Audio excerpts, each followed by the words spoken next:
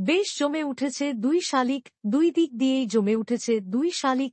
একদিকে প্রেমের জোয়ারে দেবা আর আঁখি, অন্যদিকে সাঁতা বাড়িতে সত্যের সন্ধানে ঝিলিকের কাণ্ড। দেবা আর আঁখি দুজন দুজনকে ভালোবাসলেও কেউ মুখ ফুটে বলতে পারছে না। তবে দেবা জানে না সে ঝিলিক নামে আঁখিকে ভালোবেসে ফেলেছে। আঁখিও ঝিলিক সেজে থাকতে থাকতে আস্তে আস্তে দেবাকে ভালোবেসে ফেলেছে। হয়তো খুব শীঘ্রই কোনো ঘটনাচক্রে পড়ে বিয়ে হবে দেবা আর আঁখির, কারণ দেবার কমলা মাসি এবং ঝিলিকের মা পুষ্পা হয়তো তাদের বিয়ে দেবে না। যেকোনোভাবে ঘটনাচক্রে পড়ে বিয়ে হবে দেবা আর আঁখির। এদিকে আঁখি রূপে ঝিলিকের সিগনেচার যখন মিলছে না, তখন রাইমা ঝিলিককে ঘুমের ওষুধ খাইয়ে টিপসই নিলে আঁখির সাথে ঝিলিকের টিপসই না মেলায় তাদের সন্দেহ হয়। পিয়ারকে বলে ঝিলিক এভাবে পাল্টে গেল কিভাবে।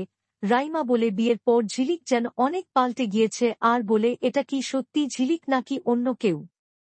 এদিকে আড়াল থেকে ঝিলিক সবকিছু শুনে ফেলে চমকে উঠে। তাহলে কি এবার আস্তে আস্তে সে ধরা পড়ে যাবে।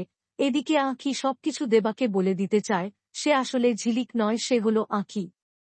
সব মিলিয়ে দুই দিক দিয়ে জমে উঠেছে দুই শালিক।